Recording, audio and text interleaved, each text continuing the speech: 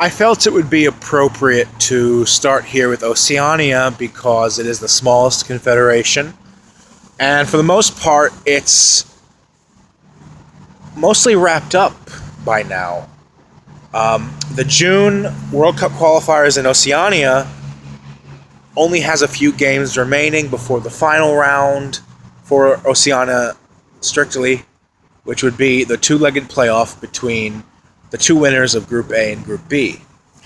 So there isn't really much to talk about and cover in Oceania, but the third round before the playoff round begins is wrapping up within the next week or so, so I wanted to start here. Now, looking at Oceania, we have 6 teams remaining in 2 groups of 3, so everyone plays each other home and away, and the leaders in each group are as follows. Well, here are the standings in each group. Group A has New Zealand with 10 points, New Caledonia with 1 point, Fiji with 0 points. New Zealand has already played all of its game in this group. They have already qualified for the playoff round. New Caledonia and Fiji cannot catch up to them because they are way behind. So the 2 games remaining in this group are between New Caledonia and Fiji, who play each other twice home and away. But honestly, it's just a formality because they are both eliminated from 2018 World Cup qualifying contention. But to show some respect for the fact that they are playing, I decided to, see who finishes second in the group behind New Zealand as a sort of consolation prize. Well, the first game is on June 7th between Fiji and New Caledonia. I think that match is going to end in a draw. New Caledonia is one of the best island nations in the Pacific Ocean. I believe they were runners-up in the 2012 OFC Nations Cup. They lost to surprise winners Tahiti. And New Caledonia is a French colony in the Polynesia area of Oceania.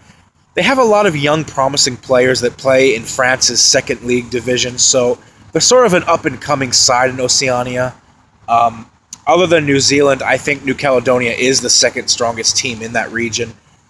But playing on the road against Fiji, Fiji has a longer tradition in Oceania football, and I think Fiji, they caused New Zealand some problems in their home game.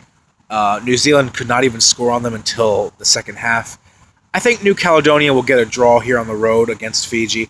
And then the return leg on June 11th in New Caledonia, I think New Caledonia will win that. So my final projection for Group A of Oceania qualifying would be New Zealand, still with 10 points because they've already finished their games. New Caledonia would have 5 points from a win and a draw on top of the other point they already have. And Fiji would finish with just a single point. In Group B is much more exciting because it is wide open. So in Group B, we have Tahiti, the Solomon Islands, and Papua New Guinea. Tahiti tops the group with 6 points, Papua New Guinea with 3 points, Solomon Islands with 3 points. Although Tahiti tops the group currently, their fate is not in their own hands. They dropped a home game against Papua New Guinea that they really should have put away. They should have won. And all of their games have been played, so the only thing Tahiti can do right now is sit back and hope that Papua New Guinea and Solomon Islands pick points off each other and don't overcome them on the table, which must be a really frustrating situation for the Iron Warriors of Tahiti, the same side that we all fell in love with at the 2013 Confederations Cup in Brazil. So the remaining 2 games in the group, and this is sort of the tricky thing with groups that only have 3 teams, where one side will finish all of their games while the other 2 still have to duke it out. And this could present a problem since this is going to be the format of the World Cup from 2026 onwards with groups of only 3 sides. Well, here it's a little bit different since everyone plays each other twice, home and away. Tahiti has already played 4 times, so they just have to sit back and hope. In the 2 games remaining in this group, Solomon Islands versus Papua New Guinea, and Papua New Guinea versus the Solomon Islands, Papua New Guinea seems to be the most improved side in Oceania in recent years. They were surprise runners-up at the 2016 OFC Nations Cup, which was just last summer, when they were hosting it. And they almost defeated New Zealand, guys. They pushed New Zealand to a 0-0 result, and they lost on penalties. We could have been seeing Papua New Guinea at the Confederations Cup this summer. They're going up against Solomon Islands, traditionally a pretty strong side in Oceania. Like I mentioned before with Fiji, they're one of the more renowned, one of the most commonly known sides in the Oceania region.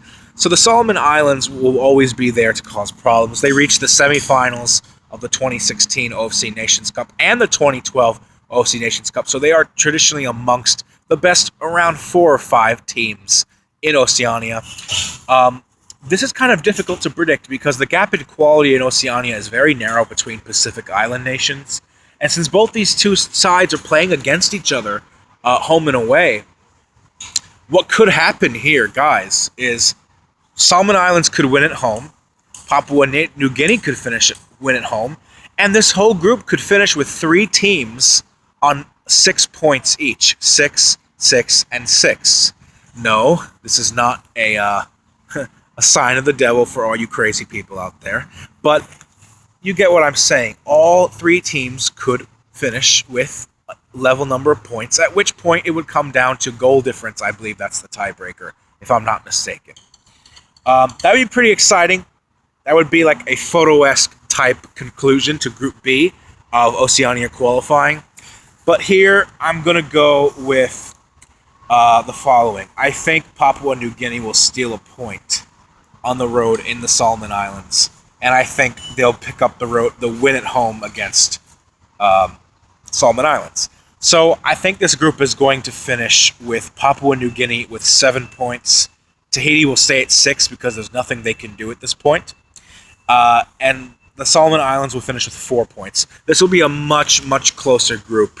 And honestly, guys, everyone has a good possibility of finishing level, a 3-way tie, at the end of this group's conclusion. So, with that being the case, according to my predictions, Papua New Guinea would overtake Tahiti in the group to qualify for the final round of Oceania qualifying. They would go to the 2-legged playoff against New Zealand as Group B winners, since New Zealand are Group A winners. And the winner of that 2-legged playoff would go to another 2-legged playoff against the 5th-place team from South America. Pretty harsh, in my opinion, because Oceania has almost no chance of beating even the 5th-place side from South America. South America is just way too strong, in my opinion. Even New Zealand, I think, would be very much up against it. But, I'm not predicting that. I'm not predicting who's going to qualify for the World Cup. I'm just predicting who are going to win these games and who's going to finish where in this group, since these are the last few games in these groups, respectively. So I think that, Papua New Guinea will get the job done. They will just about finish ahead of Tahiti. They will go to the next round to play against New Zealand, who have already qualified and have left New Caledonia and the Fiji lying in the dust. So the 2 teams that will be still in this, surviving, the last 2 teams standing from Oceania, by the end of next week will be New Zealand and Papua New Guinea. Thanks for watching my video, and I'll see you in my next one, where I talk about Asian World Cup qualifying predictions for June's games. See you guys.